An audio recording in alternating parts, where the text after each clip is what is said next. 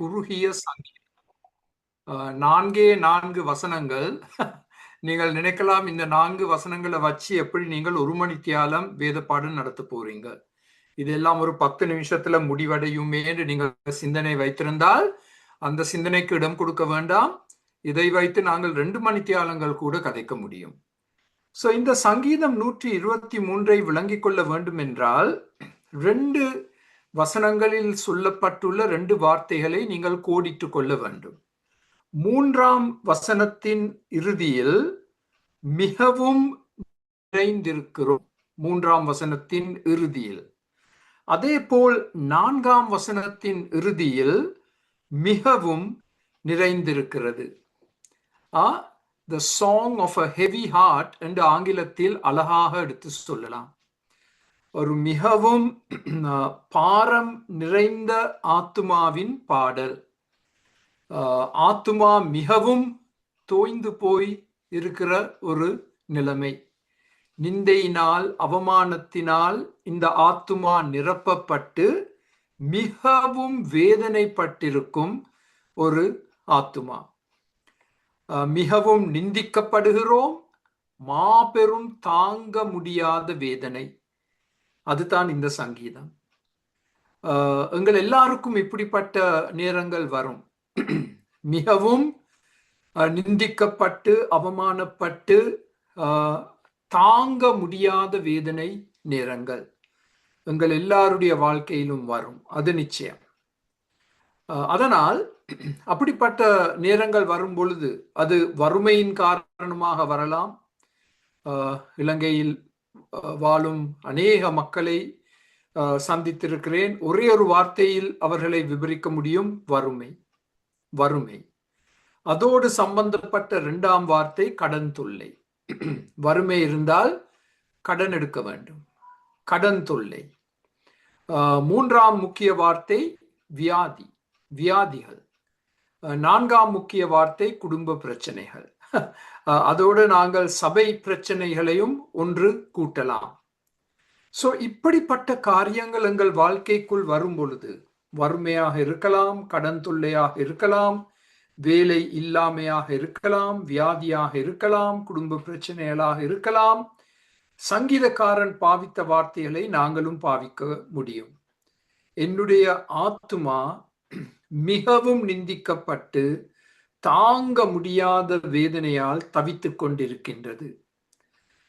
So அப்படிப்பட்ட ஒரு சூழ்நிலையில் நீங்கள் காணப்பட்டால் இந்த சங்கீதத்தில் இந்த கண்கள் என்ற வார்த்தை 4 முறை வருவதை காணலாம். பேனாவை எடுத்துக்கொள்ளுங்கள். சங்கீதம் 123 உங்களுடைய வேதம் திருப்பப்பட்டிருக்க வேண்டும். 1ஆம் வசனத்தில் என் கண்களை, 2ஆம் வசனத்தில் கண்கள், அதே 2ஆம் வசனத்தில் கண்கள், அதே 2ஆம் வசனத்தின் இறுதியில் எங்கள் கண்கள். சோ கண்கள் என்ற வார்த்தை 4 முறை பாவிக்கப்பட்டுள்ளது. அதை நாங்கள் மையமாக வைத்து நாங்கள் இன்னும் ஒரு தலைப்பை இந்த சங்கீதத்துக்கு கொடுக்க முடியும்: 3 அவசியமான பார்வைகள். 3 அத்தியாவசியமான பார்வைகள். 3 critical looks ஆங்கிலத்தில். சோ இந்த பார்வைகள் என்ன? இதன் மூலமாகத்தான் நாங்கள் வெற்றி பெற முடியும்.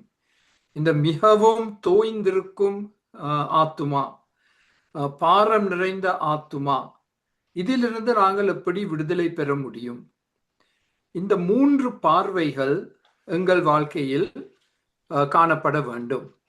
1ஆம் பார்வை ஏ என்ற எழுத்தில் நாங்கள் கூறியிருக்கிறோம்: சிங்காசனத்தில் இருக்கிற ராஜாவை நோக்கி பாருங்கள்.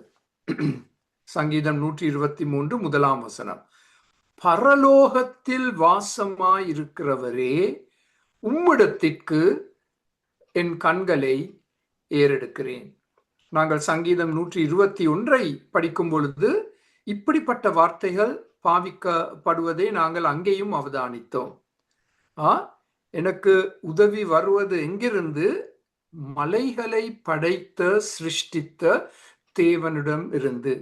அதனால் நான் பர்வதங்களுக்கு பர்வதங்களை நோக்கி பார்க்க மாட்டேன், பர்வதங்களை படைத்த தேவனை நோக்கி பார்க்க போகிறேன். அது சங்கீதம் 121. இப்பொழுது இந்த சங்கீதத்தில் சிங்காசனத்தில் வீற்றிருக்கிற ராஜாவை, பரமபிதாவை நோக்கி பாருங்கள். எங்களுக்கு வரும் ஒரு மிகப்பெரிய சோதனை, எங்கள் வாழ்க்கையில் இப்படிப்பட்ட மிகப்பெரிய வேதனைகள் வரும் பொழுது நாங்கள் எங்கள் சூழ்நிலைகளை மாத்திரம் பார்த்து அதன் மூலமாக இன்னும் அதிகமாக வேதனைப்படுவது. அது இயற்கையாக எங்கள் எல்லாருக்கும் நடைபெறும் ஒரு காரியம். தொடர்ந்து எங்கள் சூழ்நிலைகள் மேல் கண்களை வைத்திருந்தால் நாங்கள் இன்னும் அதிகமாக பாதிக்கப்பட போகிறோம். எங்களுடைய ஆத்துமா இன்னும் அதிகமாக துக்கமடைய போகிறது. அதனால் சங்கீதக்காரன் கூறுகிறார், சிங்காசனத்தில் இருக்கிற, பரலோகத்தில் வாசமாய் இருக்கிற ராஜாவை, பரமபிதாவை நோக்கி பாருங்கள். எஸ்ரா 5:11 இப்படிப்பட்ட ஆலோசனை கொடுக்கப்பட்டுள்ளது. பரலோகத்திற்கும் பூலோகத்திற்கும் தேவனாய் இருக்கிறவருக்கு நாம் அடியார். எப்பொழுதும் தேவனை விவரிக்கும் பொழுது அவர் பூமியை படைத்தவர், பரலோகத்தில் வீற்றிருக்கிறவர் என்ற விதத்தில் பார்த்து அதன் மூலமாக எங்களுடைய கண்கள் எங்கள் சூழ்நிலைகளில் இருந்து பரமபிதாவை பார்க்கும்படியாக எங்களுக்கு கொடுக்கப்பட்டிருக்கும் உற்சாகம். இப்ப அடுத்த ஸ்லைடில் பார்க்க போகிறோம். நெகேமியா 2:4 பரலோகத்தின் தேவனை நோக்கி ஜெபம் பண்ணினேன். நெகேமியாவுக்கு அநேக பிரச்சனைகள். அந்த பாழாகி போயிருந்த மதில்களை கட்டுவதற்காக அவர் எருசலேமுக்கு சென்றிருந்த போது எவ்வளவோ சோதனைகள், எதிர்ப்புகள். அவர் என்ன செய்தார்? சூழ்நிலைகளை பார்க்காமல், எதிரிகளை பார்க்காமல், விழுந்து கிடந்த சுவர்களை பார்க்காமல் பரலோகத்தின் தேவனை நோக்கி பார்த்து ஜெபித்தார். எங்கள் கண்களை பரலோகத்தை நோக்கி ஏறெடுப்பது சுலபம். அது சுலபம். நாங்கள் தரையை நோக்கி பார்க்காமல் எங்களுடைய தலையை கொஞ்சம் நேராக்கி நாங்கள் வானங்களை பார்ப்பது மிக சுலபம். அதே விதமாக வானங்களை பார்த்து, வானங்களை படைத்த தேவனை பார்த்து, அதற்கு அப்பாலுள்ள தேவனுடைய சிங்காசனத்தை பார்த்து அந்த பரமபிதா, அந்த ராஜாவை நோக்கி ஜெபித்தல். யோனா 1:9 யோனா சாட்சி கொடுக்கிறார். ஆண்டவரை அறியாத மாலுமிகளுக்கு சாட்சி கொடுக்கிறார். என்ன சாட்சி? ஒரு பயங்கர புயலின் மத்தியில் சமுத்திரத்தையும் பூமியையும் உண்டாக்கின பரலோகத்தின் தேவனாகிய கர்த்தரிடத்தில் பயபக்தி உள்ளவன். ஒரு அருமையான சாட்சி, நேர்மையான சாட்சி. இந்த சாட்சியில் யோனா யாரை மகிமைப்படுத்துகிறார்? பரலோகத்தின் தேவனை, சிருஷ்டி கர்த்தரை மகிமைப்படுத்துகிறார். ஆதியாகமம் 24:7 நாங்கள் இவ்விதமாக வாசிக்கின்றோம், வானத்திற்கு தேவனாகிய கர்த்தர், வானத்திற்கு தேவனாகிய கர்த்தர். எங்கள் கண்கள் அவரை நோக்கி பார்க்க வேண்டும், வானங்களை நோக்கி பார்க்க வேண்டும், வானத்தில் இருக்கும் சிங்காசனத்தை நோக்கி பார்க்க வேண்டும்.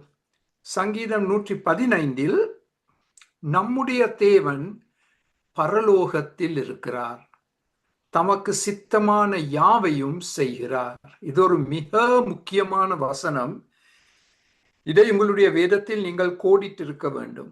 சங்கீதம் 115:3. நம்முடைய தேவன் எங்கே இருக்கிறார்? மரத்தில் இல்ல, அவர் ஒரு கோயிலில் இல்லை, அவர் பரலோகத்தில் இருக்கிறார். அங்கிருந்து தமக்கு சித்தமான காரியங்களை செய்து கொண்டு வருகிறார் பூமியில், உங்களுடைய வாழ்க்கையில், என்னுடைய வாழ்க்கையில். வெளிப்படுத்தல் 11 கடைசி காலத்தில் நடைபெறும் சம்பவங்களை வாசிக்கும் பொழுது இந்த 13ஆம் வசனத்தில் மனுஷரில் 7000 பேர் பூமி அதிர்ச்சியினால் அழிந்தார்கள், மீதியானவர்கள் பயமடைந்து, இப்ப பாருங்கள் கவனமாக, பரலோகத்தின் தேவனை மகிமைப்படுத்தினார்கள். ஒரு பூமி அதிர்ச்சியின் காரணமாக, இயற்கை கோளாறின் காரணமாக மக்கள் அந்த மரிக்காதவர்கள் மிகவும் பயமடைந்து, தேவ பயம் அவர்கள் மேல் வந்து பரலோகத்தின் தேவனை மகிமைப்படுத்தினார்கள். அதுதான் இந்த முதலாம் பார்வை. பரலோகத்தின் தேவனை நோக்கி பார்த்து அவருக்கு நாங்கள் எங்கள் ஜெபங்களை ஏறெடுத்து நாங்கள் அவரை மகிமைப்படுத்துவது எங்கள் துன்பங்களின் மத்தியில், துயரத்தின் மத்தியில், அவமானத்தின் மத்தியில், எங்கள் ஆத்துமா மிகவும் தோய்ந்து போயிருக்கும் நிலைமையில் அவரை நோக்கி பார்த்து நாங்கள் உற்சாகம் பெறுதல். அடுத்த ஸ்லைடில் பார்க்க போகிறோம்.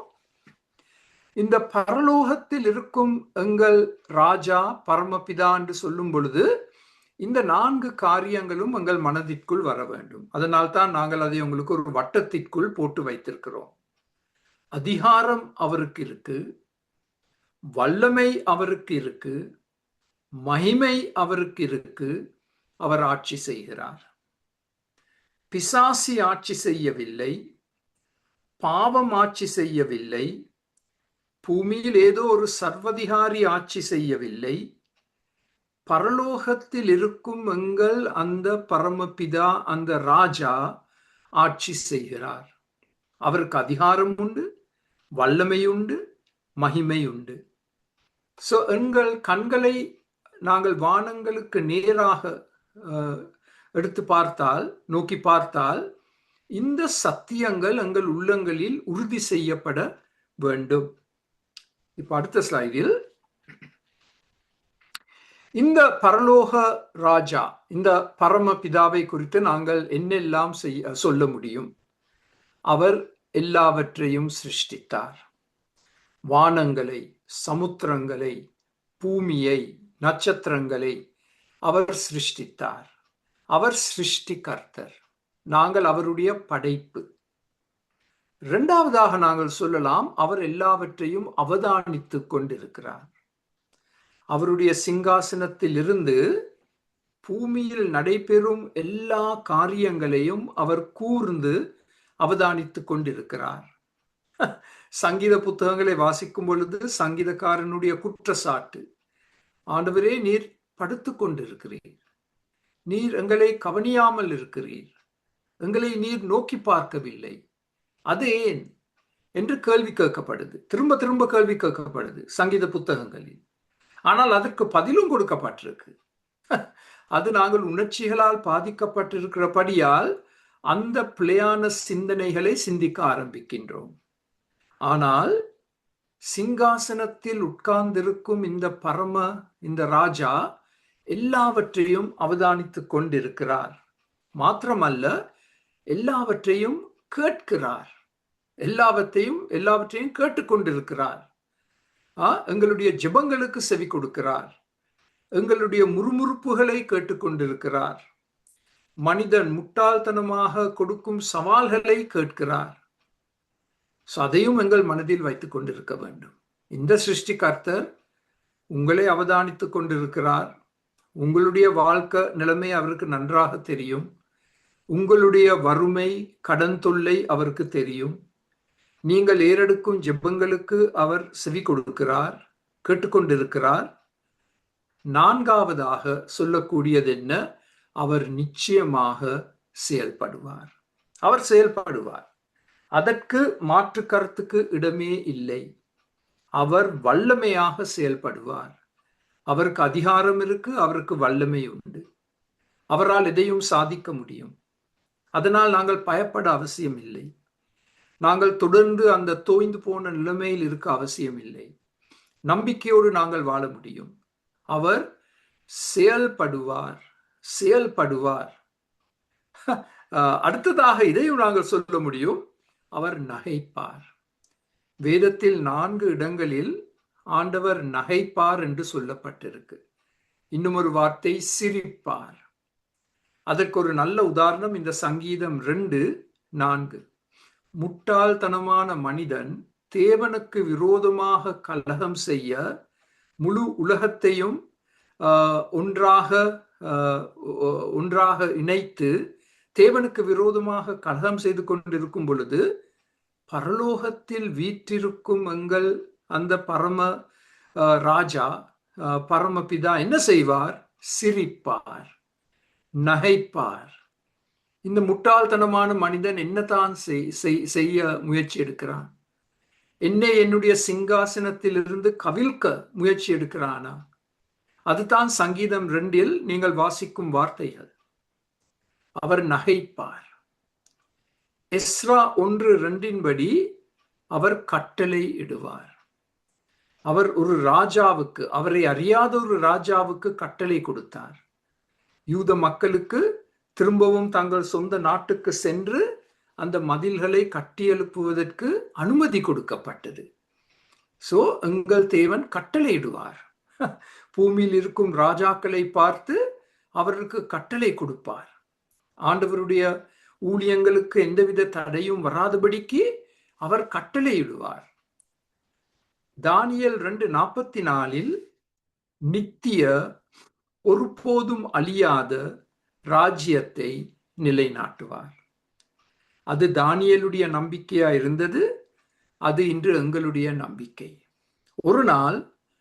ஒரு நாள் நித்திய ஒருபோதும் அழியாத ராஜ்யத்தை இந்த பரம ராஜா கண்டிப்பாக நிச்சயமாக நிலைநாட்டுவார். சோ இந்த 7 காரியங்களையும் நீங்கள் எழுதி வைத்திருக்க வேண்டும். பரலோகத்தை நோக்கி கண்களை ஏறெடுக்கும் பொழுது இவற்றை நாங்கள் எங்களுக்குள் சொல்லிக் கொள்ள வேண்டும். இந்த பரம ராஜா பிதா எல்லாவற்றையும் சிருஷ்டித்தார், எல்லாவற்றையும் அவதானிக்கிறார், எல்லாவற்றையும் கேட்டுக்கொண்டிருக்கிறார். அவருடைய நேரத்தில் வல்லமையாக செயல்படுவார். மனிதனுடைய முட்டாள்தனமான கலகங்களை அவர் பார்த்து நகைப்பார். ராஜாக்களுக்கு கட்டளை கொடுப்பார். தேவ ஊழியங்களுக்கு தடைகள் வராதபடிக்கு, தேவ ஊழியங்கள் முன்னேறுவதற்காக கட்டளையிடுவார். ஒரு நாள் ஒரு நித்திய ராஜ்யத்தை இந்த பூமியில் அவர் நிலைநாட்டுவார். சோ இந்த முதலாம் பார்வை பரலோகத்தில் இருக்கும் தேவனை நோக்கி நாங்கள் பார்க்கும் பொழுது எங்கள் மறுமொழி எதுவாக இருக்க வேண்டும்? ஆண்டவர் இவ்விதமாக செயல்பட போகிறார் என்றால் நாங்கள் என்ன செய்ய வேண்டும்? 2 காரியங்களை முக்கியமாக கண்டிப்பாக செய்ய வேண்டும். முதலாவது, பரமண்டலங்களில் இருக்கிற எங்கள் பிதாவே என்ற ஜெபத்தை நாங்கள் பிரயோகித்து ஜெபிக்க கற்றுக்கொள்ள வேண்டும். இந்த தேவனை நோக்கி நாங்கள் ஜெபிப்போம், நாங்கள் மன்றாடுவோம், நாங்கள் அவர் முன்பாக அழலாம், கதறி அழலாம். நாங்கள் அவர் முன்பாக அந்த உள்ளத்தில் இருக்கும் மாபெரும் பாரங்களை, தாங்க முடியாத வேதனைகளை எடுத்து சொல்லலாம். அதை நாங்கள் அவருடைய பாதத்தில் வைத்து விடலாம். ஜெபம் எங்களுக்கு கொடுக்கப்பட்டிருக்கும் ஒரு மிக அருமையான சிலாக்கியம். அதை நாங்கள் பாவிப்பது மிகவும் குறைவு. அது ஒரு துக்கமான காரியம். அதை நாங்கள் பாவிப்பது மிக மிக குறைவு. சோ இன்னும் ஊக்கமாக ஜெபிக்க கற்றுக்கொள்ள வேண்டும். அப்பொழுது ஆச்சரிய பதில்களை நாங்கள் கண்டுகொள்ள போகிறோம். 2வதாக நாங்கள் என்ன செய்ய வேண்டும்? நாங்கள் கீழ்ப்படிய வேண்டும். இந்த பரலோகத்தின் தேவனுக்கு நாங்கள் கீழ்ப்படிய வேண்டும். கீழ்ப்படியும் பொழுது அவர் ஆச்சரியமாக அவர் கிரியை செய்ய போகிறார். அது எங்களுடைய 2ஆம் மறுமொழி. அவர் கூறியிருக்கும் எல்லா காரியங்களின்படி நாங்கள் கீழ்ப்படிந்தால் அவருடைய ஆசீர்வாதம் எங்களை நோக்கி விரைவாக ஓடி வரும். அலை அலையாக எங்களை நோக்கி ஓடி வரும். நாங்கள் அவருக்கு கீழ்ப்படியும் பொழுது. அடுத்த ஸ்லைடில் மூன்றாம் காரியத்தை பார்க்க போகிறோம். வெளிப்படுத்தல் 11 படி ஏற்கனவே பார்த்து விட்டோம். இந்த பரம பிதாவை, பரம ராஜாவை நாங்கள் மகிமைப்படுத்த வேண்டும். துதிகளின் மூலமாக நாங்கள் அவரை மகிமைப்படுத்த வேண்டும். துதிகளின் மத்தியில் வாசம் செய்யும் தேவன் அவர். சங்கீதம் 22. அது உண்மை என்றால் நாங்கள் இன்னும் அதிகமாக ஊக்கமாக ஒருமனப்பட்டு குடும்பங்களாக சபையாக நாங்கள் இந்த தேவனை, இந்த பரம ராஜாவை மகிமைப்படுத்தினால் அவர் எங்கள் மத்தியில் பிரசன்னமாவார். அவர் எங்கள் மத்தியில் பிரசன்னமாவார். தேவன் எங்களோட கூட இருக்கிறார் என்று நாங்கள் சாட்சி கொடுக்க போகிறோம். அவர் எங்கள் மத்தியில் இருக்கிறார். அவர் எங்களை கைவிடவில்லை. அவர் எங்களை மறந்து விடவில்லை. அவர் எங்கள் மத்தியில் இருக்கிறார் என்ற அந்த உணர்வு பெரிய விதத்தில் வெளிப்படுத்தப்படும். நான்காவது, யோனா 1:9 பார்த்தோம். அது யோவான் அல்ல, அது யோனா. யோனா 1:9. நாங்கள் அவருக்கு பயப்பட வேண்டும். யோனா எப்படி இந்த தேவனுக்கு பயப்பட்டானோ, நடுங்கினானோ, அதே போல் நாங்கள் இந்த பரம ராஜாவுக்கு நடுங்க வேண்டும். நாங்கள் பயப்பட வேண்டும். தேவ பயம் எங்கள் மேல் இறங்க வேண்டும். தேவ பயம் எங்கள் மேல் இறங்க வேண்டும். ஐந்தாம் மறுமொழி, இது செய்யக்கூடாத ஒரு காரியம். வெளிப்படுத்தல் 16 ஒரு வசனத்தில் நாங்கள் பார்த்தோம், மக்கள் தேவனை மகிமைப்படுத்தினார்கள். ஆனால் இந்த வசனத்தில் நாங்கள் வாசிக்கின்றோம், வெளிப்படுத்தல் 16 மக்கள் தேவனை தூஷிக்க ஆரம்பித்தார்கள். நியாய தீர்ப்புகளை தாங்கிக் கொள்ள முடியாமல் நியாய தீர்ப்பின் தேவனை தூஷிக்க ஆரம்பித்தார்கள். நாங்கள் ஒருபோதும் அவரை தூஷிக்க கூடாது. blaspheme against God என்று சொல்வோம். இந்த 4 விதத்தில் நாங்கள் மறுமொழி கொடுக்க வேண்டும். அதில் 5வது நாங்கள் செய்யக்கூடாத ஒரு காரியம். அதை நாங்கள் இன்னும் கொஞ்சம் விவரித்து சொல்ல வேண்டும் என்றால், அவருக்கு விரோதமாக நாங்கள் முறுமுறுக்க கூடாது. அவருக்கு விரோதமாக முறுமுறுக்க கூடாது. நாங்கள் எந்த கஷ்டத்தின் மத்தியிலும் அவருக்கு நாங்கள் துதிகளை மாத்திரமல்ல, எங்கள் நன்றிகளை நாங்கள் எடுத்து சொல்ல வேண்டும். அதெல்லாம் 1ஆம் வசனம். சங்கீதம் 123 1ஆம் வசனம். இப்பொழுது பி என்ற எழுத்தின் கீழ் நாங்கள் 2ஆம் வசனத்தை பார்க்க போகிறோம். வேலைக்காரன் எஜமானை நோக்கி பார்ப்பது போல நாங்கள் அவரை நோக்கி பார்க்க வேண்டும். இங்க இந்த உறவு இப்ப மாற்றமடைந்திருக்கு. முதலாவது பார்வையில் அவர் எங்களுடைய ராஜா, நாங்கள் அவருடைய பிரஜைகள். இந்த 2ஆம் வசனத்தில் நாங்கள் வேலைக்காரர், அவர் எங்களுடைய எஜமான். இதோ வேலைக்காரரின் கண்கள், கண்கள் என்ற வார்த்தையை கோடிட்டுக் கொள்ளுங்கள், தங்கள் எஜமான்களின் கையை நோக்கி இருக்குமா போலவும், வேலைக்காரியின் கண்கள், அதையும் கோடிட்டுக் கொள்ளுங்கள், கண்கள் தன் எஜமாட்டியின் கையை நோக்கி இருக்குமா போலவும், எங்கள் தேவனாகிய கர்த்தர் எங்களுக்கு இரக்கம் செய்யும் வரைக்கும் எங்கள் கண்கள் அவரை நோக்கி இருக்கிறது. ஒரு வசனத்தில் 3 முறை கண்கள் என்ற வார்த்தை பாவிக்கப்பட்டுள்ளது.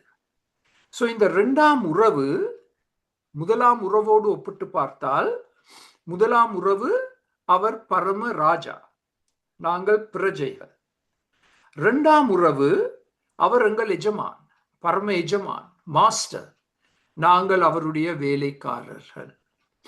இதை இப்பொழுது நாங்கள் கொஞ்சம் ஆழமாக பார்க்க வேண்டும். அடுத்த ஸ்லைடை பார்க்க போகிறோம். அதில் இந்த எஜமானுக்கு நாங்கள் செவி கொடுக்க வேண்டும்.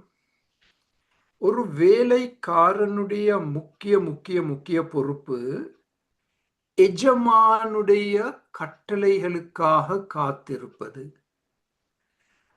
அவர் குரல் கொடுக்கும் பொழுது அந்த குரலுக்கு கவனமாக செவி கொடுத்து அதன்படி நடப்பது. சோ ஒரு வேலைக்காரனின் ஒரு மிக முக்கிய பொறுப்பு செவி கொடுத்தல். எல்லா நேரத்திலும் 2 காதுகளும் திறக்கப்பட்டிருக்க வேண்டும். எஜமானுடைய வார்த்தைகளுக்காக. 1 சாமுவேல் 3 அதை நாங்கள் வாசிக்கின்றோம். 12 வயது சாமுவேல் என்ன ஜெபித்தார்? பேசும் ஆண்டவரே, உம்முடைய அடிமை, உம்முடைய தாசன் செவி கொடுக்கிறார். I am listening, you speak Lord. நீர் பேசும். உம்முடைய தாசனாகிய நான், எனக்கு 12 வயது தான், ஆனாலும் நான் உமக்கு செவி கொடுக்கிறேன். இந்த மனப்பான்மை எங்களுக்கு மிக மிக அவசியம். எங்கள் எஜமானுக்கு நாங்கள் செவி கொடுக்க வேண்டும்.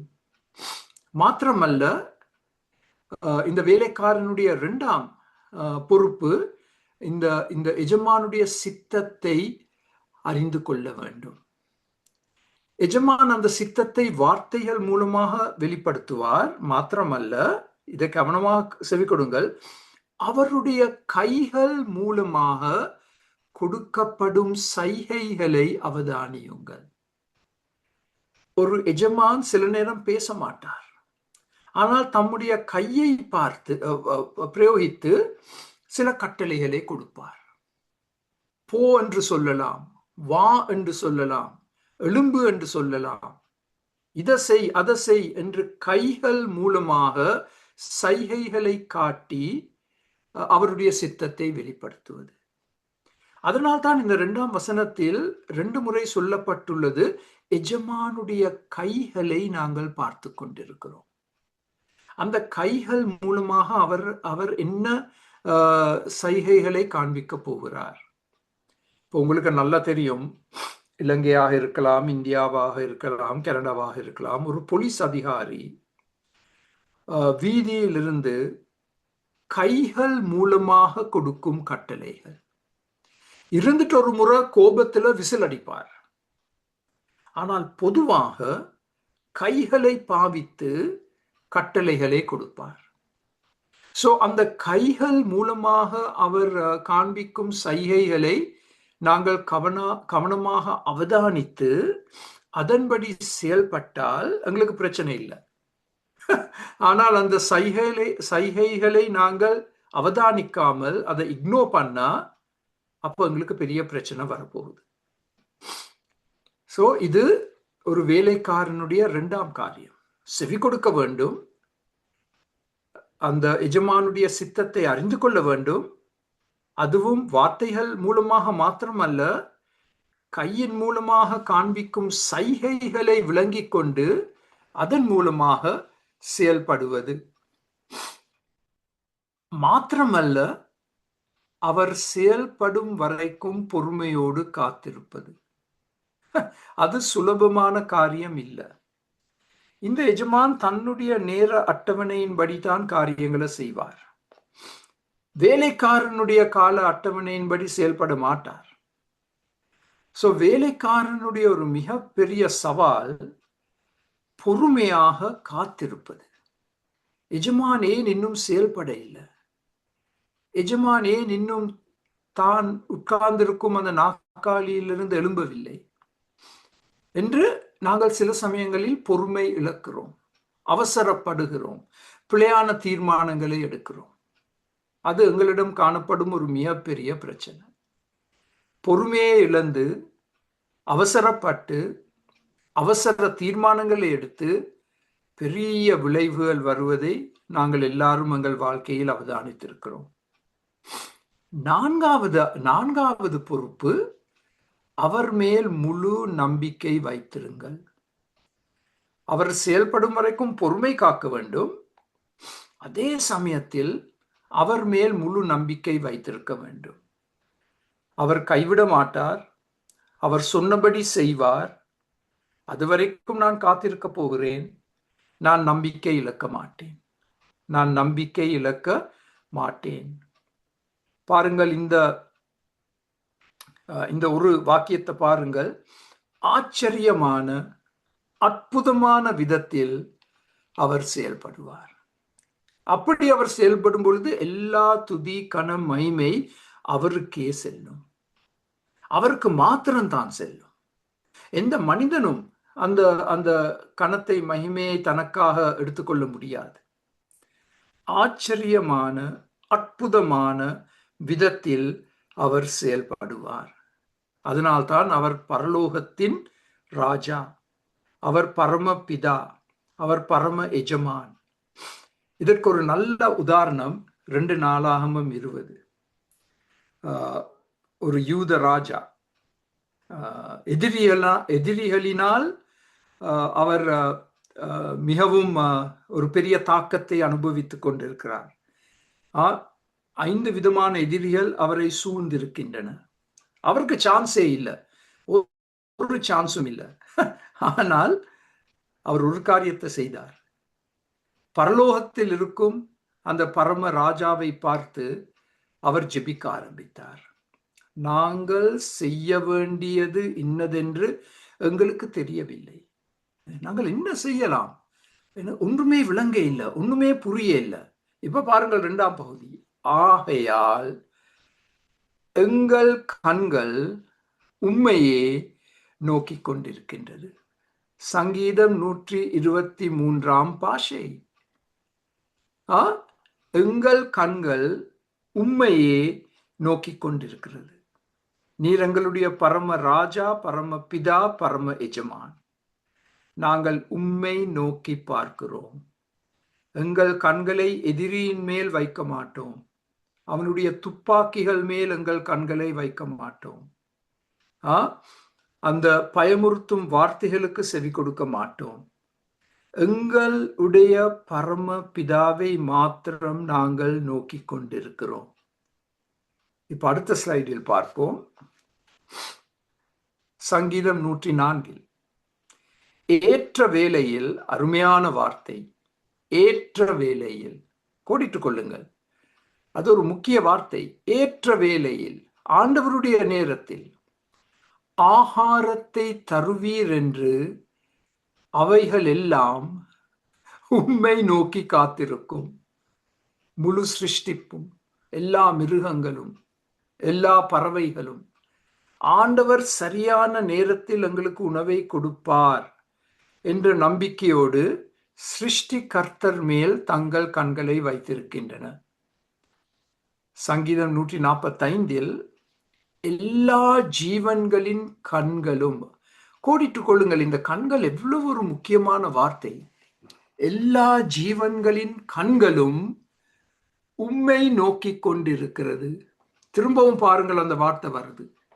ஏற்ற வேளையிலே நீர் அவர்களுக்கு ஆகாரம் கொடுக்கிறீர்.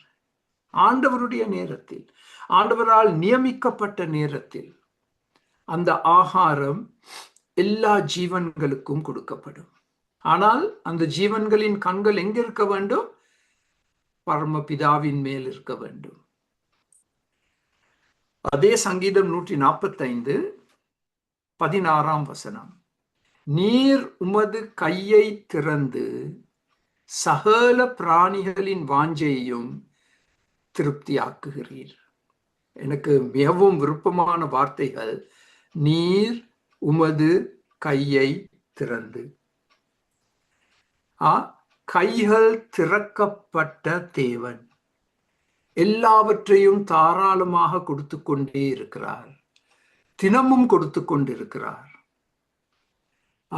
ஆண்டவருடைய திறந்த கைக்காக காத்திருப்போம். அதற்காக நாங்கள் ஜெபிப்போம். எங்கள் கண்கள் அவர் மேல் நோக்கமாயிருக்க வேண்டும். அவருடைய கைகள் திறக்கப்படும் வரைக்கும். அப்பொழுது அவர் எங்களை திருப்தியாக்குவார், எங்களை சந்தோஷப்படுத்துவார், தேவைகளை சந்திப்பார். அது 2ஆம் உறவு. எஜமான் வேலைக்காரன் உறவு. இப்பொழுது சி என்ற எழுத்தின் கீழ் நாங்கள் பார்க்க போகும் 3ஆம் முக்கிய காரியம், இரக்கமுள்ள இரட்சகரை நோக்கி பாருங்கள். 3, 4 இப்ப உங்களுடைய பேனாவை எடுத்து கோடிட்டுக் கொள்ளுங்கள். எங்களுக்கு இரங்கும் கர்த்தாவே, எங்களுக்கு இரங்கும். ரெப்பிட்டிஷன். இறங்கும் என்ற வார்த்தையை கோடிட்டுக் கொள்ளுங்கள். எங்களுக்கு இறங்கும். எங்களுடைய பரிதாபமான நிலைமையை பாரும். வறுமையில் இருக்கிறோம், கடன் தொல்லை, வியாதிப்பட்டு இருக்கிறோம். எங்களுடைய ஆத்மா மிகவும் ஆண்டவரே ஒரு நொந்து போன நிலைமை, மிகவும் பாரமான ஒரு ஆத்மா. இரவு நேரத்துல நித்திர கூட வருதில்லை. இவற்றையெல்லாம் சிந்தித்துக் கொண்டு இருக்கும் பொழுது அடுத்த நாளை நாங்கள் எப்படி சமாளிக்க போகிறோம்? எங்களுடைய பிள்ளை குட்டிகளுக்கு நாங்கள் எப்படி உணவு கொடுக்க போகிறோம்? அவர்களுடைய படிப்பை நாங்கள் எப்படி கவனித்துக் கொள்ள போகிறோம்? இதுதான் இலங்கையில் இருந்து வரும் செய்தி. எனக்கு இலங்கையில் இருந்து வரும் செய்தி இதுதான். ஒவ்வொரு நாள் வாட்ஸ்அப் மூலமாக வருகிற செய்தி இதுதான். சோ அந்த நிலைமையின் மத்தியில் நாங்கள் என்ன செய்ய வேண்டும்? ஆண்டவருடைய இரக்கத்தை நாங்கள் கேட்க வேண்டும். The mercy of God. சகல சுக ஜீவிகளுடைய நிந்தையினாலும் அகங்காரிகளுடைய இகழ்ச்சியினாலும் எங்களுடைய ஆத்மா மிகவும் நிறைந்திருக்கிறது. அப்ப 2 முறை அது சொல்லப்பட்டிருக்கு. ஆத்மா மிகவும் நிறைந்திருக்கிறது. எதனால்? துக்கத்தினால், கவலையினால், மிகப்பெரிய பாரங்களினால். இப்ப கவனமாக செவி கொடுங்கள். ஆத்மா பாதிக்கப்பட்டால் சரீரம் பாதிக்கப்படும், உணர்ச்சிகள் பாதிக்கப்படும். அதை மறக்க வேண்டாம். ஆத்மா பாதிக்கப்பட்டால், வியாதிப்பட்ட ஆத்மா இருந்தால் அது எங்களுடைய சரீரத்தை பாதிக்கும், எங்களுடைய உணர்ச்சிகளை பாதிக்கும். சோ நாங்கள் எங்கே வெற்றியை பெற்றுக்கொள்ள வேண்டும்? ஆத்துமாவில். ஆத்துமாவில் வெற்றியை பெற்றால் உணர்ச்சிகள் ஆரோக்கியம் அடையும், சரீரம் ஆரோக்கியம் அடையும். இரக்கமுள்ள இரட்சகரை நோக்கி பாருங்கள். சோ நாங்கள் இப்பொழுது இந்த இரக்கமுள்ள இரட்சகரை குறித்து, தேவனை குறித்து நாங்கள் ஒரு சில காரியங்களை அவதானிக்க வேண்டும். அடுத்த ஸ்லைடில், நெக்ஸ்ட் ஸ்லைட், இந்த இரக்கத்தின் உபதேசத்தை பார்ப்பதற்கு முன் சங்கீதக்காரன் தெளிவா சொல்றார், பெருமையுள்ள தீய மக்களால் நமக்கு வந்துள்ள வருத்தங்களை இனிமேலும் எங்களால் சகித்துக் கொள்ள முடியாது. எங்கள் எதிரிகள் மூலமாக வரும் இந்த நிந்தைகள், இவற்றை எங்களால் சகித்துக் கொள்ள முடியாது. அதை இன்று நாங்கள் கொஞ்சம் மாற்றி இவ்விதமாக நாங்கள் சொல்லலாம். இந்த வறுமையின் மூலமாக, கடன் தொல்லை மூலமாக, வியாதிகள் மூலமாக, குடும்ப பிரச்சனைகள் மூலமாக வரும் வருத்தங்களை இனிமேலும் சகித்துக் கொள்ள முடியாது. ஐ ஆம் சிக் அண்ட் டயர்ட் லார்ட். நான் மிகவும் களைப்படைந்திருக்கிறேன். எவ்வளவு நாள் தான் இப்படி நான் தவித்துக் கொண்டிருப்பது? நாங்கள் ஒரே ஒரு காரியத்துக்காக மன்றாட வேண்டும், தேவ இரக்கத்திற்காக. The mercy of God. இந்த இரக்கத்தின் உபதேசத்தை கவனமாக அவதானிக்க வேண்டும். ஏனென்றால் இதிலிருந்து நீங்கள் ஒரு மிக பெரிய பாடத்தை நீங்களும் நானும் கற்றுக்கொள்ள போகிறோம். 10 காரியங்களை பார்க்க போகிறோம். இரக்கத்தின் உபதேசம், தியாலஜி ஆஃப் மர்சி.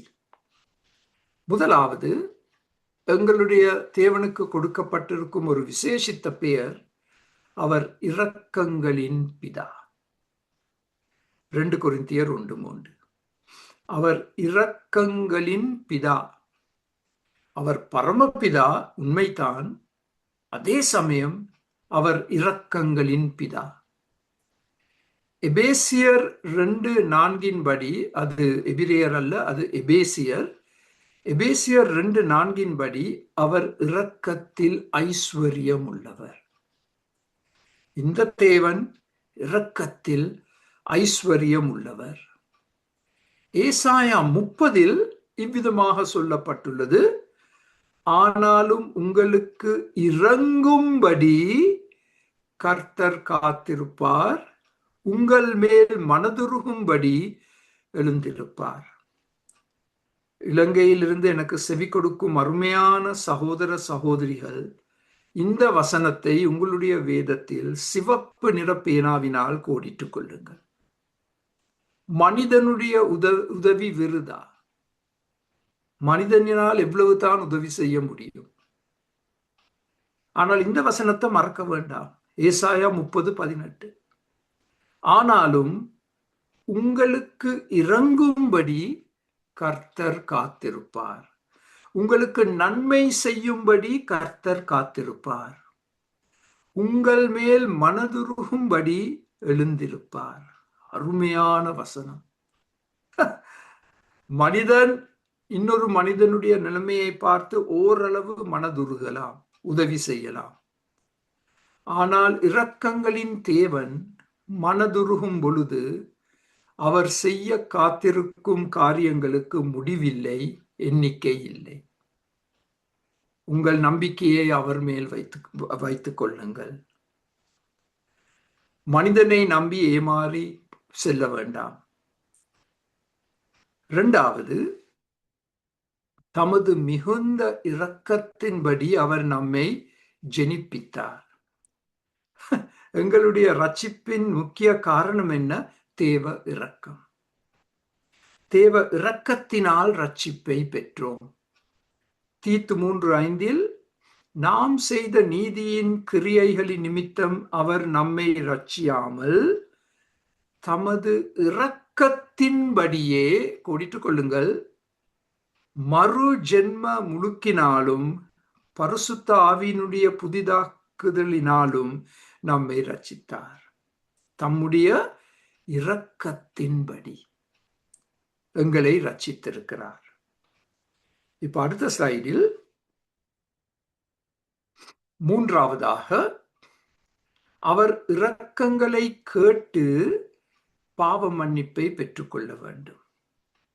இரக்கத்தின் தேவன், இரக்கத்தில் ஐஸ்வர்யம் உள்ள தேவன். அது உண்மை. அது உண்மை என்றால் சங்கீதக்காரன் செய்த ஜெபத்தை நாங்களும் செய்ய வேண்டும். தேவனே, உமது கிருபையின்படி எனக்கு இரங்கும், உமது மிகுந்த இரக்கங்களின்படி என் மீறுதல்கள் நீங்க என்னை சுத்திகரியும். 3 வார்த்தைகளை நீங்கள் கோடிட வேண்டும். ஒரு வசனத்துல 3ம் வருது. கிருபை, இரக்கம், மிகுந்த இரக்கங்கள். அதன் அடிப்படையில் தான் எங்களுக்கு பாவம் மன்னிப்பு வருது. அதன் அடிப்படையில் தான் எங்களுக்கு சுத்திகரிப்பு வருகிறது. கிருபை, இரக்கம், மிகுந்த இரக்கம். லூக்கா 18 சொல்லப்பட்ட ஜெபம் நன்றாக தெரிந்த ஜெபம். ஆயக்காரன், அதாவது ஒரு மிகப்பெரிய பாவி பரிசேயருடைய பார்வையில், அவன் நின்று, தேவாலயத்தில் நின்று, தன் கண்களை வானத்திற்கு ஏறெடுக்க துணியாமல், அது அவனுடைய தாழ்மையை காண்பிக்கின்றது, தன் மார்பிலே அடித்துக்கொண்டு, அது மனம் திரும்புதல். தேவனே, பாவியாகிய என்மேல் கிருபையாயிரும், இரக்கத்தை காண்பியும். வானத்தை நோக்கி பார்க்க வேண்டும், தாழ்மை காணப்பட வேண்டும், மனம் திரும்புதல் காணப்பட வேண்டும், தேவ இரக்கத்துக்காக ஜெபித்தல். அப்பொழுது தேவ இரக்கம் கொடுக்கப்படும். அதுதான் 4ஆம் குறிப்பு. இரக்கத்தை பெற்றேன். இவ்விதமாக நாங்கள் செயல்பட்டால் தேவ இரக்கத்தை நிச்சயமாக நாங்கள் பெற்றுக்கொள்வோம். நிச்சயமாக பெற்றுக்கொள்வோம். பவுலுடைய சாட்சி 1 தீமோத்தேயு 1:13. முன்னே ஒரு காலத்தில் நான் தூஷிக்கிறவனும் துன்பப்படுத்துகிறவனும் கொடுமை செய்கிறவனுமாயிருந்தேன். அப்படி இருந்தும் நான் அறியாமல் அவிசுவாசத்தினாலே அப்படி செய்தபடியினால், இப்ப கோடிட்டுக் கொள்ளுங்கள், இரக்கம் பெற்றேன். ஒரு வார்த்தை, changed everything. முழு வாழ்க்கையை மாற்றியமைத்த ஒரு வார்த்தை, இரக்கம் பெற்றேன். நான் ஒரு பயங்கரவாதி. ஒரு காலத்தில் என்னை கண்டால் மக்கள் நடுங்குவார்கள், கிறிஸ்தவர்கள் நடுங்குவார்கள். ஆனால் நான் அறியாமையினாலும் அவிசுவாசத்தினாலும் செயல்பட்டேன். எனக்கு இரக்கம் காண்பிக்கப்பட்டது. அதே 1 அதிகாரம் 16 வசனம். அப்படி இருந்தும் நித்திய ஜீவனை அடையும்படி இனிமேல் இயேசு கிறிஸ்துவினிடத்தில் விசுவாசமாய் இருப்பவர்களுக்கு திருஷ்டாந்தம் உண்டாகும் பொருட்டு பிரதான பாவியாகிய என்னிடத்தில் அவர் எல்லா நீடிய பொறுமையையும் காண்பிக்கும்படிக்கு கோடிட்டுக் கொள்ளுங்கள், இரக்கம் பெற்றேன். ஒரே அதிகாரத்தில் தம்முடைய சாட்சியை எடுத்து சொல்லும் பொழுது 2 இடத்தில் சொல்றார், நான் இரக்கம் பெற்றேன். அந்த இரக்கத்தை பெற்றுக்கொள்ள எனக்கு தகுதியே இல்லை. நான் நரகத்துக்கு செல்ல வேண்டிய ஒருவன். நான் பிரதான பாவி. ஆனால் இந்த தேவன், இந்த பரமராஜா, பரமபிதா எல்லா நீடிய பொறுமையையும் காண்பிக்கும்படி அவருடைய இரக்கத்தை பெற்றேன். அருமையானவர்களே, எங்களை விவரிக்க வேண்டும் என்றால் எப்படி எங்களை நாங்கள் விவரிக்க வேண்டும்? இரக்கத்தை பெற்ற மக்கள். நாங்கள் எல்லாரும் இரக்கத்தை பெற்ற மக்கள். இரக்கத்தை பெற்றுக்கொள்ள எங்களுக்கு தகுதியே இல்லை. ஆனாலும் அந்த இரக்கம் எங்களுக்கு காண்பிக்கப்பட்டது. இரக்கத்தை பெற்றேன். மறக்க வேண்டாம். அடுத்த ஸ்லைடில் 5ஆம் காரியத்தை பார்க்க போகிறோம். இரக்கத்தை பெற தைரியமாக கிருபாசன தண்டையிலே சேர கடவோம். இது ரட்சிக்கப்பட்ட பிறகு. ரட்சிக்கப்பட்ட பிறகு எங்களுக்கு எவ்வளவோ தேவைகள், கஷ்டங்கள், வறுமை, வியாதி, கடன் தொல்லை, குடும்ப பிரச்சனைகள். அப்ப என்ன செய்வோம்? எபிரேயர் 4:16. ஆதலால் கோடிட்டுக் கொள்ளுங்கள், இரக்கத்தை பெறவும் ஏற்ற சமயத்தில் சகாயம் செய்யும் கிருபையை அடையவும். 2ஐயும் எவ்வளவு அழகாக ஒரு வசனத்தில் எபிரேய எழுத்தாளர் ஒன்றிணைத்திருக்கிறார். இரக்கத்தை பெற சகாயம் செய்யும் கிருபை. கிருபை என்ற வார்த்தையை நீங்கள் பாவிக்கும் பொழுது இந்த முழு வார்த்தையை பாவிக்க கற்றுக்கொள்ளுங்கள். சகாயம் செய்யும் கிருபை. முந்திய வசனங்களில் ரட்சிக்கும் கிருபை. இங்கே நாங்கள் எதை பார்க்கிறோம்? சகாயம் செய்யும் கிருபை. We come to the throne of grace in order to find mercy and grace to help us in our time of need. ஆங்கிலத்தில் எப்படி இந்த வசனத்தை மறக்க முடியும்? உங்களுக்கு கஷ்டம் வரும் பொழுது, கண்ணீர் வரும் பொழுது, உங்களுடைய ஆத்துமா தோய்ந்து போயிருக்கும் பொழுது கிருபாசன தண்டையில் வாருங்கள். அங்கே தேவ இரக்கத்தை மாத்திரமல்ல, சகாயம் செய்யும் கிருபையை பெற்றுக்கொள்ள நாங்கள் தைரியமாக அவரிடத்தில் மன்றாடல் செய்வோம். இது கிருபையின் சிங்காசனம், நியாய தீர்ப்பின் சிங்காசனம் அல்ல. தைரியமாக வாருங்கள். இந்த ஆண்டவர் உங்களை தள்ளிவிட மாட்டார். உங்களை ஏற்றுக்கொள்வார், செவி கொடுப்பார், செயல்படுவார். 6வது, இரக்கத்தை பெற்ற பின், அது இரட்சிப்பின் இரக்கமாக இருக்கலாம், இல்லாவிட்டால் தேவைகளை சந்திக்கும் இரக்கமாக இருக்கலாம். மற்றவர்களுக்கு அதை அறிவிப்பது, சாட்சி கொடுப்பது. லேகியோன் நன்றாக தெரிந்த கதை. எவ்வளவோ அசுத்தாவிகளினால் பீடிக்கப்பட்டவன் மாபெரும் விடுதலை பெற்றான். ஆண்டவரோடு பிரயாணம் எடுக்க மிகவும் வாஞ்சியாயிருந்தான். இயேசு அவனுக்கு உத்தரவு கொடாமல், நீ உன் இனத்தாரிடத்தில் உன் வீட்டிற்கு போய் கர்த்தர் உனக்கு இறங்கி. கோடிட்டுக் கொள்ளுங்கள், இறங்கி என்ற வார்த்தை. நீ எதை குறித்து சாட்சி சொல்ல வேண்டும்? கர்த்தருடைய இரக்கத்தை குறித்து. தேவன் எப்படி உனக்கு இறங்கினார், உனக்கு செய்தவைகளை எல்லாம் அவர்களுக்கு அறிவி. இதில் இருக்கிற ஆச்சரியம் என்ன தெரியுமா? இந்த தெக்கப்பொலி என்று சொல்லப்படும் இந்த இடம் 10 பட்டணங்கள் ஒன்றாக இணைக்கப்பட்ட ஒரு இடம். ஆண்டவரை துரத்தி விட்டார்கள். ஆனால் ஆண்டவர் ஒரு சாட்சியை வைத்துத்தான் அந்த இடத்திலிருந்து வெளியேறினார். அந்த ஒரு சாட்சி தான் லேகியோன்.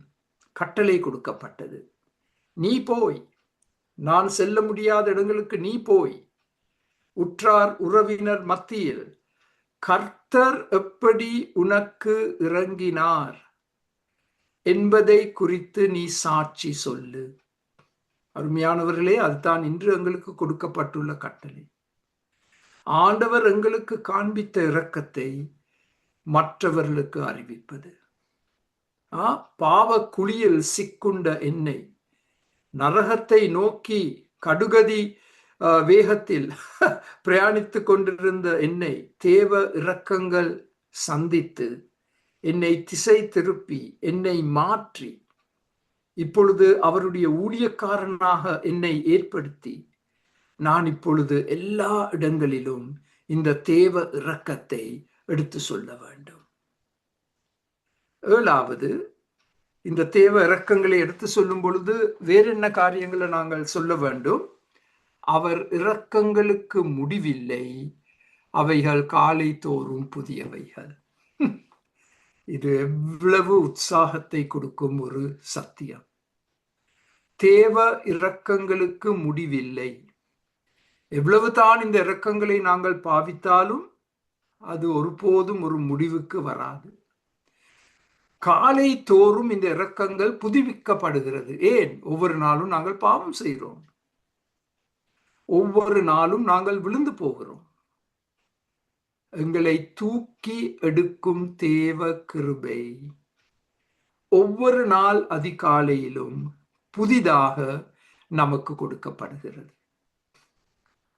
இரக்கங்களின் தேவனுக்கு தெரியும் நாங்கள் விழுந்து போவோம், ஆனால் அந்த தேவனங்களை உதைக்க மாட்டார், உதைக்க மாட்டார், அப்புறப்படுத்த மாட்டார். கிருபையினால் இரக்கத்தினால் தூக்கி எடுப்பார். His mercies are new, fresh every morning. இப்ப அடுத்த ஸ்லைடில் 8ஆம் சத்தியம், இரக்கத்தை விரும்பும் தேவன். மத்தேயு 9:15 பரிசேயரோடு ஆண்டவர் விவாதிக்கும் பொழுது எதை எடுத்து கூறுகிறார்? இரக்கத்தை விரும்பும் தேவன் அவர். மீகா 6:8 படி இந்த ரெண்டையும் நாங்கள் ஒற்றுமைப்படுத்தினால் இரக்கத்தை நாம் நேசிக்க வேண்டும். இரக்கத்தை நாங்கள் நேசிக்க வேண்டும். ஏன்? நாங்கள் இரக்கத்தின் தேவனுக்கு சொந்தமாகிவிட்டோம். நாங்கள் எல்லாருக்கும் இரக்கம் காண்பிக்க வேண்டும். அது சுலபம் அல்ல. எங்களை காயப்படுத்தும் மக்களுக்கு இரக்கத்தை காண்பிக்க வேண்டும். எங்களை குறித்து பிழையான அபிப்பிராயங்களை வைத்து எங்களை குறித்து தவறான காரியங்களை சொல்லும் மக்களுக்கு நாங்கள் இரக்கத்தை காண்பிக்க வேண்டும். ஏன்? நாங்கள் இரக்கத்தின் தேவனுக்கு சொந்தமானவர்கள். இரக்கத்தை நாம் நேசிக்க வேண்டும். Lovers of mercy. 9வது, இரக்கம் காண்பிக்காதவர்களுடைய பயங்கர கதி. இந்த வசனத்தை வாசிக்கும் பொழுது ஒரு நடுக்கம் வர வேண்டும், ஒரு நடுக்கம் வர வேண்டும். யாக்கோபு 2:13. ஏனென்றால் இரக்கம் செய்யாதவனுக்கு இரக்கம் இல்லாத நியாய தீர்ப்பு கிடைக்கும். கொஞ்சம் சிந்தித்து பாருங்க. நான் இரக்கத்தை நேசித்து இரக்கத்தை காண்பிக்காவிட்டால் எனக்கு காத்திருப்பது ஒரே ஒரு காரியம்தான், இரக்கமில்லாத நியாய தீர்ப்பு. அந்த நியாய தீர்ப்பு நேரத்தில் நான் எவ்வளவு தான் தேவ இரக்கத்தை கேட்டாலும் அது எனக்கு கொடுக்கப்படாது. Too late, too late. நியாய தீர்ப்புக்கு முன்பாக இரக்கம் மேன்மை பாராட்டும். எப்பொழுதும் இரக்கம்தான் வெற்றி பெறும், அநீதி அல்ல, இரக்கம். ஆனால் நாங்கள் இரக்கத்தை காண்பிக்காவிட்டால் இரக்கம் இல்லாத நியாய தீர்ப்பு எங்களை காத்திருக்கின்றது. இதற்கு ஒரு சின்ன உதாரணத்தை கொடுக்க வேண்டும் என்று சொன்னால், மற்றவர்களை மன்னிப்பது. உங்களை சரியா காயப்படுத்தி இருக்கலாம், வேதனைப்படுத்தி இருக்கலாம். ஆனாலும் இரக்கத்தை காண்பிப்பது என்று சொன்னால் அவர்களை மன்னிப்பது. மன்னிக்க முடியாத சுபாவம் இருந்தால் இரக்கம் இல்லாத நியாய தீர்ப்பு எங்களை காத்திருக்கின்றது. சோதித்து பார்ப்போம். நாங்கள் எங்களை சோதித்து பார்க்க வேண்டும். இந்த 10ஆம் காரியம் ஒரு மிக அருமையான ஒரு சத்தியம். யோவான் 5:2 இந்த வசனத்தை முதல் வாசிக்கின்றேன். எபிரேய பாஷையிலே பெத்தெஸ்தா எனப்பட்ட ஒரு குளம் இருந்தது. எருசலேமில் ஆட்டு வாசலின் அருகே இருக்கிறது. அதற்கு 5 மண்டபங்கள் உண்டு. இந்த பெத்தெஸ்தா என்ற குளத்தின் பெயரின் அர்த்தம் என்ன? ஹவுஸ் ஆஃப் மர்சி, இரக்கத்தின் வீடு. இந்த குளத்திற்கு தான் வியாதிப்பட்ட மக்கள் செல்வார்கள், ஆரோக்கியத்தை சுகத்தை பெற்றுக்கொள்வதற்காக. ஒரு மிக பொருத்தமான பெயர். பெத்தெஸ்தா என்று சொன்னால் இரக்கத்தின் வீடு. உங்கள் வீட்டுக்கு ஒரு பெயரை கொடுக்க வேண்டும் என்று சொன்னால் இது ஒரு மிக பொருத்தமான பெயர், பெத்தெஸ்தா. எங்கள் வீடு இரக்கத்தின் வீடு. யாரும் வரலாம், யாரும் வரலாம். நீங்கள் இரக்கத்தை பெற்றுக்கொள்ளலாம், ஆரோக்கியத்தை பெற்றுக்கொள்ளலாம், உங்கள் தேவைகள் சந்திக்கப்படும். பெத்தெஸ்தா, இரக்கத்தின் வீடு. நாங்கள் மார்க்ஸ் விசேஷ புத்தகத்தை படித்துக் கொண்டு வருகிறோம். அதில் ஜெப ஆலயங்களை பற்றி நாங்கள் படித்தோம். சினகாக், ஜெப ஆலயங்கள் இரக்கத்தின் வீடுகள். ஏன்? ஜெப ஆலயங்களுக்கு யார் வருவார்கள்? வியாதிப்பட்டவர்கள், அசுத்த ஆவிகளினால் பிடிக்கப்பட்டவர்கள். ஏன் அவர்கள் ஜெப ஆலயங்களுக்கு வருவார்கள்? அங்கே இரக்கத்தை பெற்றுக்கொள்வதற்காக. அதனால்தான் மார்க் 1ஆம் அதிகாரத்தில் உதாரணமாக வாசிக்கின்றோம். கர்த்தராகிய இயேசு கிறிஸ்து ஜெப ஆலயத்திற்கு சென்று அசுத்த ஆவிகளினால் பீடிக்கப்பட்டுள்ள ஒரு மனிதனுக்கு சுகத்தை கொடுத்தார். அந்த ஒரு சுகத்தின் காரணமாக முழு பட்டணமும் அவரிடத்தில் வந்தது சுகத்தை பெற்றுக்கொள்வதற்காக. ஜெப ஆலயங்கள் இரக்கத்தின் வீடுகள். இன்று உங்கள் சபைக்கு ஒரு பெயரை கொடுக்க வேண்டும் என்று சொன்னால் இரக்கத்தின் வீடு என்ற பெயரை கொடுங்க. சபைக்கு எவரும் வரலாம், வியாதிப்பட்டவர்கள் வரலாம், அசுத்தாவிகளினால் பிடிக்கப்பட்டவர்கள் வரலாம்.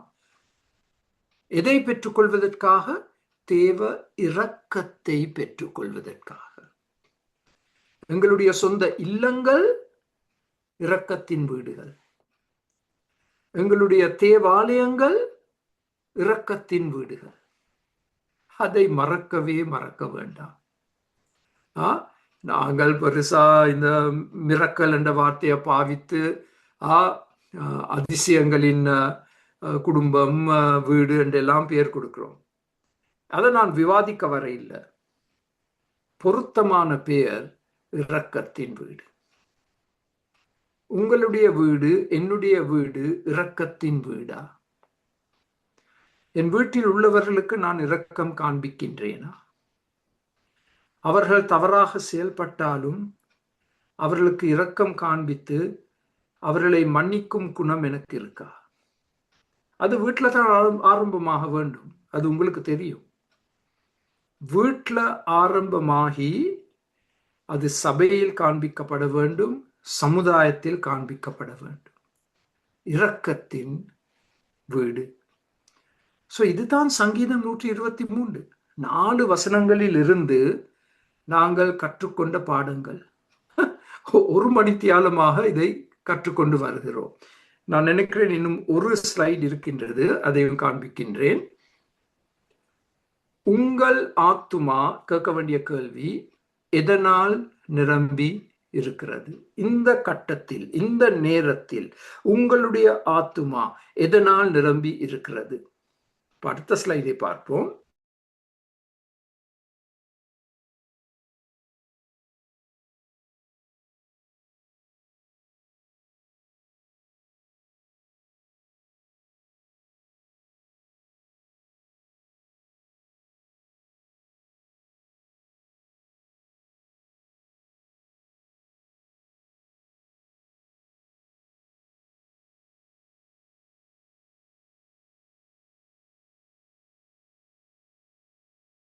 வேதனை, எங்கள் ஆத்துமா வேதனையினால் நிரப்பப்பட்டிருந்தால் தேவ இரக்கத்தை பெற்று தேவன் எங்கள் ஆத்துமாவை தேற்றுவதற்காக நாங்கள் அவருக்கு இடம் கொடுக்க வேண்டும்.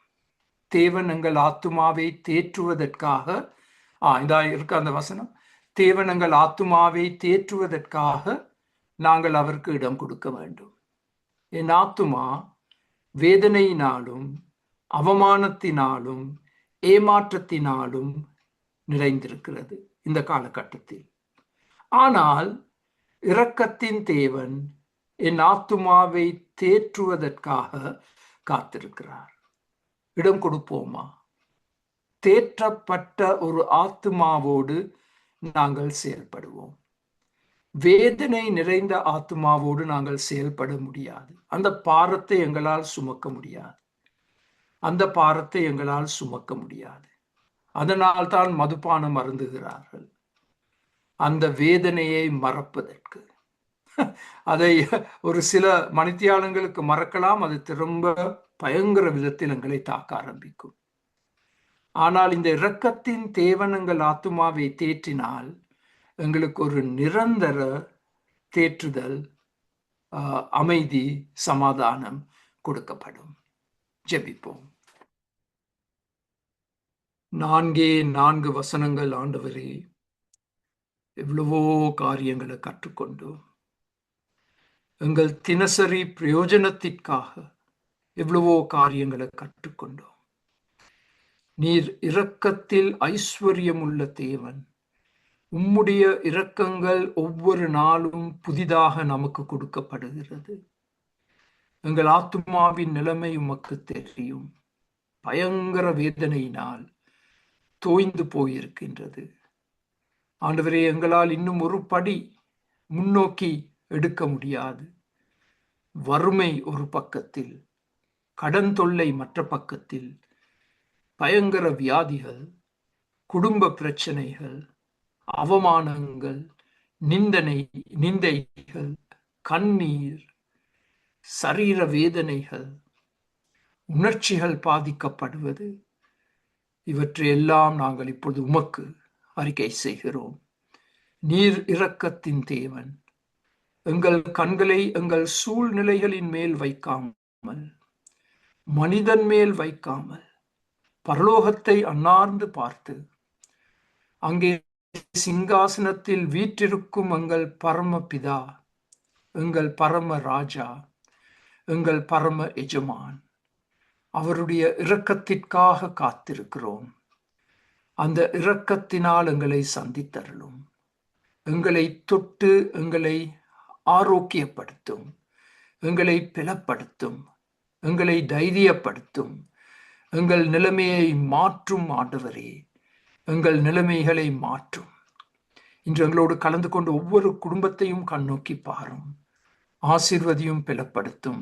இயேசுவின் நாமத்தில் ஜெபம் கேளும் பிதாவே. ஆமேன், ஆமேன்.